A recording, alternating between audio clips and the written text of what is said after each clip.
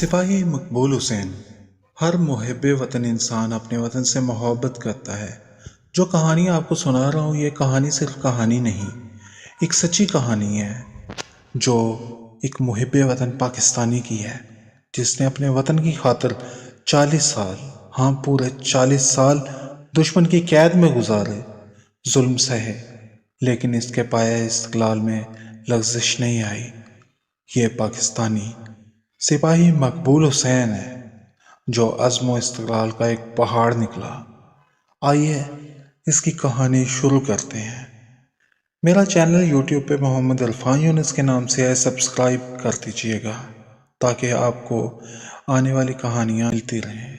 नवंबर 2005 में वाघा बॉर्डर के जरिए भारतीय हकाम ने कैदियों का एक गिरोह पाकिस्तानी हकाम के हवाले किया। इसमें बहुत सारे कैदी थे जो मुख्तलिफ जराइम की सजाएं काटने के बाद इंडिया से पाकिस्तान तबादले की सूरत में आ रहे थे। कुछ के हाथों में सामान था, लेकिन एक पाकिस्तानी इनमें ऐसा भी था कि जिसके हाथ खाली थे, वो लड़खड़ाता हुआ चल रहा था। ये कैदी बहुत ही ज़ईफ और एक बूढ़ा शख्स था। इसका हुलिया देख के ऐसे लगता कि बहुत अरसे से इसने पेट भर के खाना नहीं खाया होगा। इसके बाल बेतरतीब और उलझे हुए थे, जैसे काफ़ी अरसा से इनको संवारा भी ना गया हो और ना ही इनकी कटिंग की गई हो। इसका हुलिया सभी को अपनी जानिब मुतवज्जो कर रहा था। वो इतना कमज़ोर था कि जिस्म की हड्डियां नुमायां तौर पे दिखाई दे रही थीं। होश का नामो निशान नहीं था। लेकिन इन सब बातों के बावजूद एक बहुत ख़ास बात थी जो हर किसी को इसी की तरफ मुतवज्जो कर रही थी। वो थी इसकी आंखें। इसकी आंखों में भरपूर चमक थी, एक ऐसी चमक जो शायद ही किसी आंखों में हो। इसकी लड़खड़ाती हुई चाल में भी इस्तकामत थी। हकाम ने ज़रूरी कार्रवाई की और इस कार्रवाई के बाद सारे कैदियों को इनके घर जाने की इजाज़त दे दी गई। वो अपने अपने घरों को रवाना हो गए। ये बूढ़ा भी वहाँ से निकला और अपने घर जाने की बजाय वो कागज़ पे एक तहरीर लिखता और लिख के लोगों से पूछता।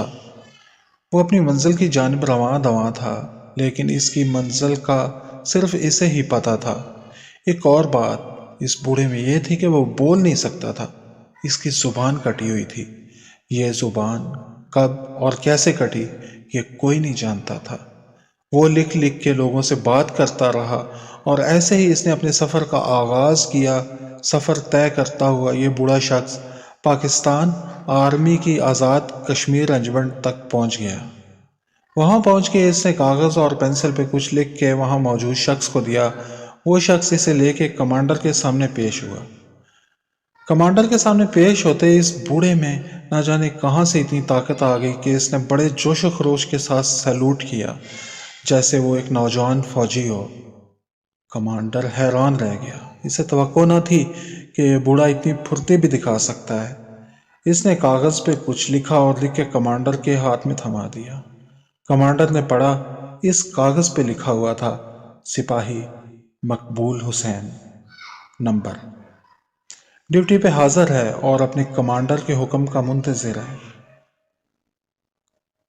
कमांडर को बूढ़े के इन अल्फाज ने हैरान कर दिया। वो कभी कागज़ पे लिखी तहरीर को देखता और कभी इस बूढ़े शख्स को देखता। फिर इसने अपने एक फौजी से इस बूढ़े का रिकॉर्ड निकालने को कहा। कुछ देर बाद रिकॉर्ड इसके सामने था। वो कश्मीर रेजिमेंट का सिपाही मकबूल हुसैन था। इस शख्स के रिश्तेदारों को ढूंढ के लाया गया और फिर एक हैरत अंगेज दास्तान सामने आई। एक ऐसी दास्तान जो आपको नाकाबिल यकीन लगेगी, लेकिन ये सब सच है। 1965 की जंग का वाक़या है। कैप्टन शब्बीर के हमरा सिपाही मकबूल हुसैन दुश्मन के इलाके में असले के एक डिपो को तबाह करके वापस आ रहा था कि रास्ते में फिर दुश्मन से झड़प हो गई। सिपाही मकबूल हुसैन अपनी पुश्त पे वायरलेस सेट उठाए अपने अफसरान के लिए पैगाम रसानी के फ़राइज़ सरंजाम दे रहा था और साथ साथ हाथ में उठाई गन से दुश्मन का मुकाबला भी कर रहा था।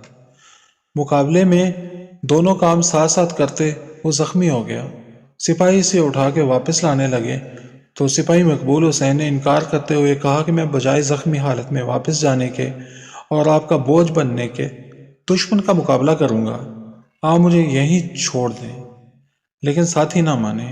ساتھیوں کا اصرار بڑھتا گیا تو سپاہی مقبول حسین نے چلتے چلتے خود کو ایک چھوٹی سی کھائی میں گرا دیا اور خود کو ان کی نظروں سے اوجھل کر دیا۔ ساتھی اسے ڈھونڈتے رہے اور ڈھونڈنے میں ناکام ہونے کے بعد وہ چلے گئے۔ ان کے جانے کے بعد ایک بار پھر دشمن کے فوجیوں کو اپنی گن کی زد میں لے لیا اور انہیں مار گرایا۔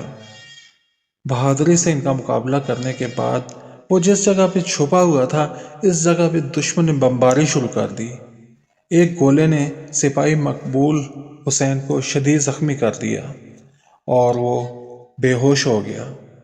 اس کے بے ہوش ہونے کے بعد دشمنوں نے اسے گرفتار کر لیا اور اسے قید کر لیا۔ جنگ رکی تو دونوں ممالک کے درمیان فوجیوں کا تبادلہ ہوا، قیدی فوجیوں کا، لیکن دشمنوں نے سپاہی مقبول حسین کو نہیں چھوڑا۔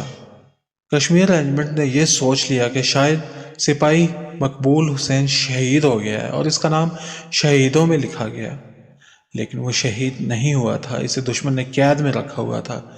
اسے مجبور کیا گیا کہ وہ پاکستان مرد آباد کا نعرہ لگائے، لیکن وہ ثابت قدمی سے اس بات پہ جمع رہا کہ وہ یہ نعرہ نہیں لگائے گا، بلکہ جب اسے یہ نعرہ لگانے کے لیے کہتے تو وہ پاکستان زندہ آباد کا نعرہ لگاتا۔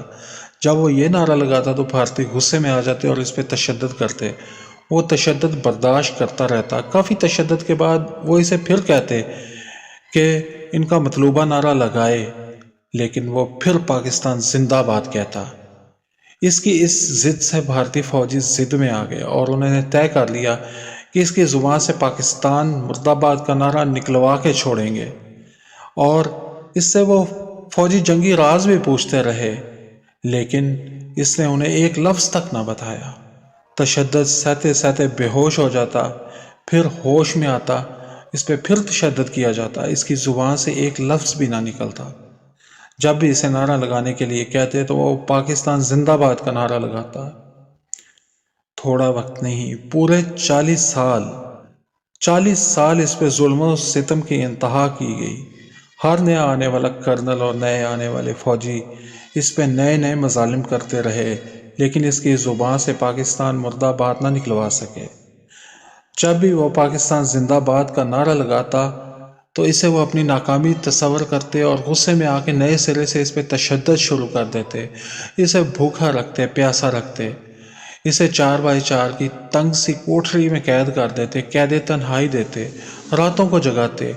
غرض کوئی ایسا ظلم نہیں تھا جو اس پہ نہ توڑا گیا، لیکن اس کے پایہ استقلال میں خم تک نہیں آیا اور وہ اب وطن سے محبت کا حق ادا کرتا رہا۔